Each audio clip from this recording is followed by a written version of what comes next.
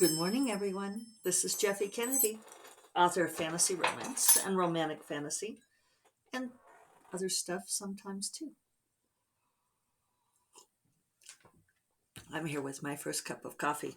I sipped before I said it. Bad me. Today is Thursday, January 6th, 2022. Um, a date that is uncomfortable now in the US, to put it mildly. Uh, Hopefully, nothing icky will happen today. I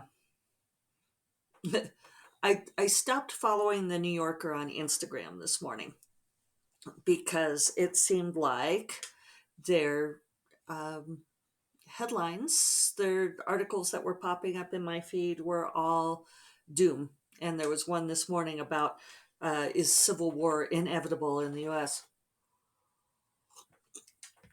And they have a whole lot of climate change doom also. And so it's like,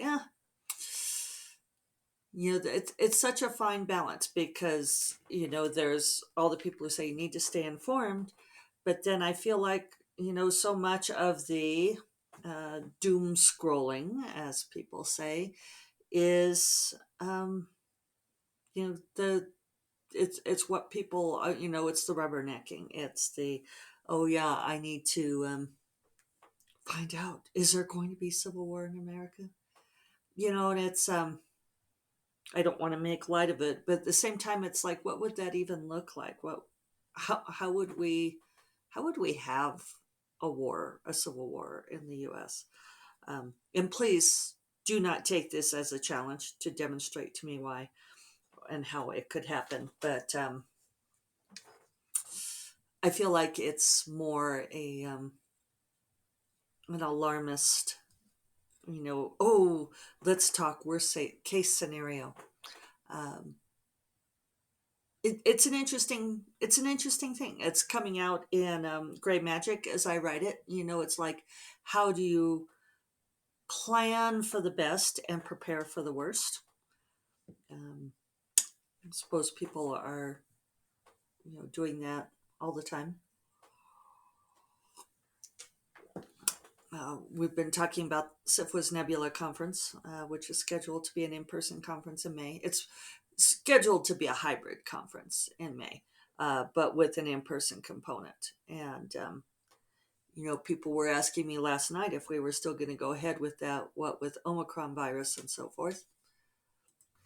The Omicron variant, I should say. I had something in my eye there. It was distracting me. Uh, and the thing is we're financially committed at this point. And even though there were positive cases that came out of WorldCon, which we've been watching as a barometer, um, it's also, to my knowledge, pretty mild cases. And, so unless state of California shuts us down so that we don't lose much money on this, I think we will go ahead with the in-person conference and hope for the best. But it's interesting to see things being canceled. Apparently, the plane schedules are bad, difficult to navigate around, uncertainty everywhere. One of my old bosses from my day job was supposed to be in Santa Fe next week for a board meeting, and he messaged me last night. We'd been planning to get together for a drink or dinner or something, which would have been fun. But he messaged me last night saying that they decided to move their board meeting to an online meeting instead of in person because of the uncertainty. So, more uncertainty, you guys. I did see someone pointing out that, we're now in our second full year, hitting the second full year anniversary of pandemic uncertainty, and that it would be affecting everyone's mental health. But we just have to rely on the vaccine, the boostering, and try to get these other people vaccinated who still aren't. And I know some of them. Anyway, we don't need the pandemic rant today. Too late for that, Jeffy. What else? What else do I have for you today? I'm heading off to writer coffee soon. Um, there are some writers in town working with the Wild Cards group, George R. R. Martin's group, and so they've been doing writing retreat. They have an event tomorrow night at Beasley Books. If you are in the neighborhood, it should be a fun event, and I can link to it in the show notes if I remember. So they're doing like writing retreat ahead of this event. They've been in town, and so they're going to join us for writer coffee this morning. So that's cool. If you are a writer and you're coming through Santa Fe, let me know. You could join us for writer coffee too. We're a fascinating group. Actually, I think we are fun. Wide-ranging conversations. So let's see. I'm doing much better this week word count wise. I'm definitely spinning back up into my old pace, which is most welcome. My 3,000 words a day. I am crossing fingers, doing pretty well on it. Tuesday was a bad day. Tuesday, the book, would not play. Did that thing where I poked at it and it poked back, and um, it was just not going to move for me. There was nothing there. So I eventually gave up and went and crunched royalties. But I've gotten a lot done in the last couple of days. I got a whole bunch of stuff off my list. I've made up for a whole lot of the backlog that resulted from taking time off over the holidays and of having my booster and so forth. So I'm getting, the board came off of hiatus for SEFWA. So we are now ramping up doing conference planning and various other kinds of planning, some exciting things happening in the next few weeks for us. So I'm feeling more on top of it today. It was funny because I worked late last night. Just so I could get some of these. I was feeling pretty energetic and I just wanted to get some of the stuff off my list. So I ended up working at my desk. We broke and did an early dinner, and then I went back to my desk, and I ended up working at my desk till about 7. I mean, it wasn't outrageous. But Jackson, it was really funny. He did not like that break in my schedule. And it made me think of Mary Robinette Kowal, who is doing um, the speech thing with her cat. What's it called? Fluent Pet, where she has the various buttons that the cat can stand on. Press the button, and it says different words, and so the cat can actually put together like a sentence. If you haven't been watching it, it's fascinating, and I've been thinking about doing it too. Except it's like, do I understand what Jackson is saying to me most of the time, and do I really want him to be able to articulate it? But she said that she was working at like 2:30 in the morning because she's way more hardcore than I am. I'm asleep at 2:30 in the morning. But her cat Elsie came in and said, because she has a button for working and a button for all done and a button for now.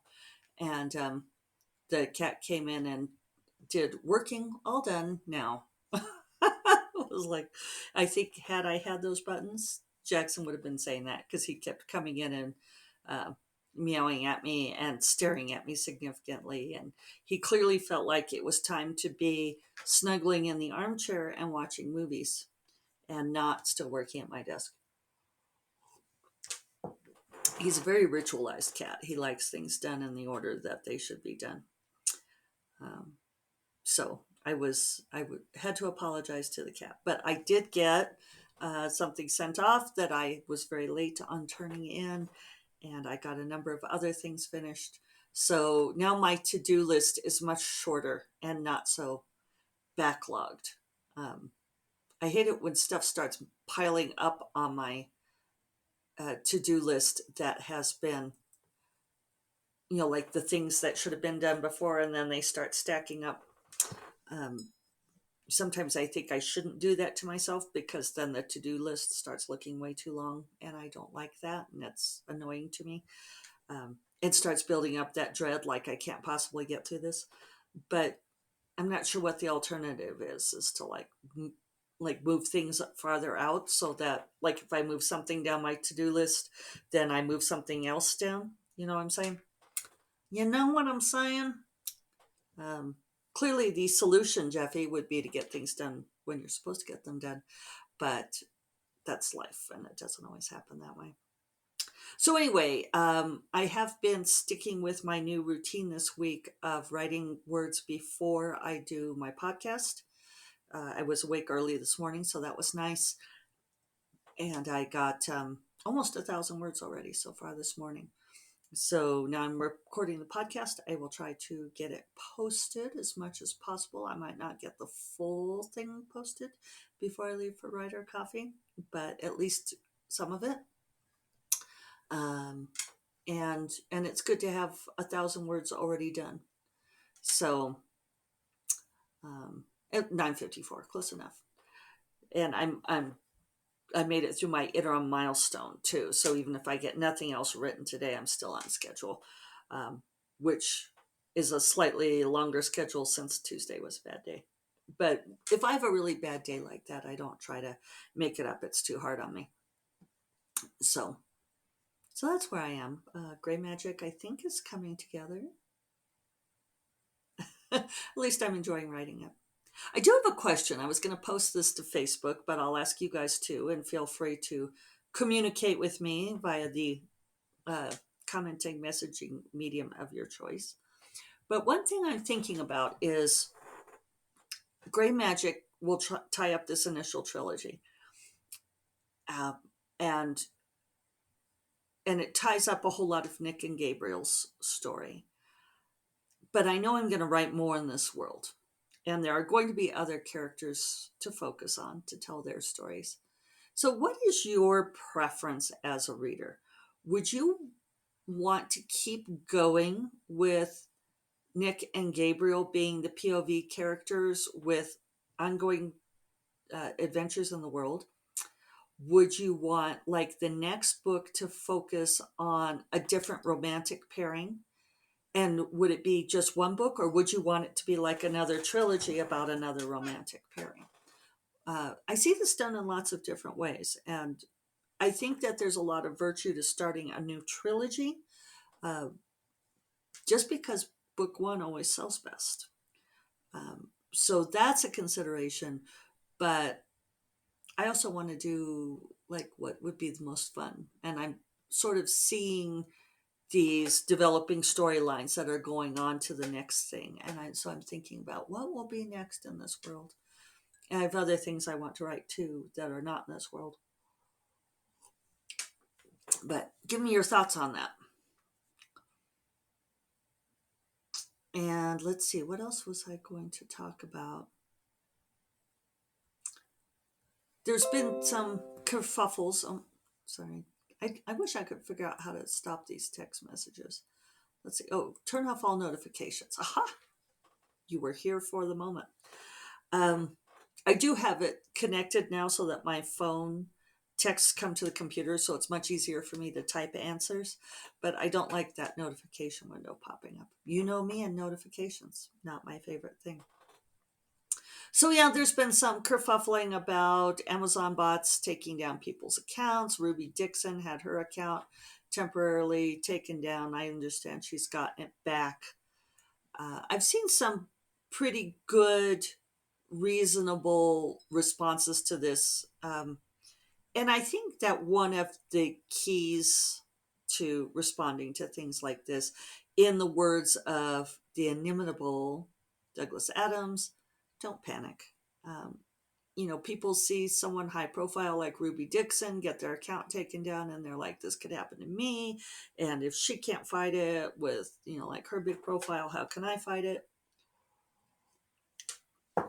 These things can be dealt with. Amazon is often a black box, but as we've seen with Ruby Dixon, it's she got her account back, and it's not the end of the world. We're sort of circling back to where I started, right? With the doom scrolling. It's, I think we're all having to make an effort now, especially that we're in year 2 of pandemic and so forth, and feeling out of control of a lot of things. not to go immediately to worst case scenario. I think if we all just like mutually agreed that we would stop thinking in terms of, you know, going straight to worst case scenario, that maybe there are a few steps in between before we decide it's the end of the world. That might be good. So those are my thoughts for the day. I don't think I have anything else. I'm going to try to get this posted before I go to Writer Coffee. So I will remind you all that First Cup of Coffee is part of the Frolic Media Podcast Network, and you will find more podcasts you love. Oh, I know what I was going to say. Wait, I take it all back. Because I was going to say something about this, writing words before I go into doing other things for the day, even like the podcast and posting the podcast.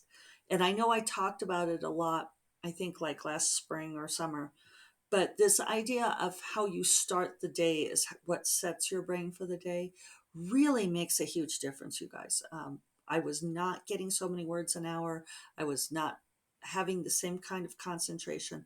I know exactly what happened on Tuesday, why it was a bad day, because I got my concentration, I allowed it to be yanked away into several different directions. I got involved in a text conversation, all this stuff, and I need to not do that, because if I can start the day with thinking mainly about words, then that really helps. And with Sundays trying to be my unplugged day, um, the thing about I cannot turn on the computer, but I still have the smartphone, right? Which is too smart. But one thing I'm going to do, excuse me, is that I've discovered the whole, like parental controls. What do they call it? It's funny. Let's see here. Let's see what. Let's see if I can find it, because I thought it was funny what it was called. Dun, dun, dun, dun, dun, dun, dun. Oh, digital well-being. Digital well-being. Um, and it does tell you like how much time you spend on your phone doing different things. Um, and you could do like app timers and that sort of thing, which are probably useful. But anyway, there's a focus mode on here. And like one of them is me time. And you can allow only certain apps to be used during me time, which I don't love that. It's amusing to me. They will not let you not have access to the Google Play Store. It's like you're not allowed to remove that, but you can do other things. So I have it set up so I can get text messages and chat messages, that I can use my camera, and I can use my phone, and I can use YouTube Music. And so I could set it up to be on until I turn it off. So I'm going to start doing that on Saturday evenings, turning on the me time and having that be uh, um, a fully unplugged day, that will still allow me to communicate with people. So that's what I wanted to tell you. I'll remind you all that First Cup of Coffee is part of the Frolic Media Podcast Network. You will find more podcasts you love at frolic.media/podcasts. I love it when they do the disclaimers like really super fast on the commercials. I will talk to you all tomorrow. You take care. Bye-bye.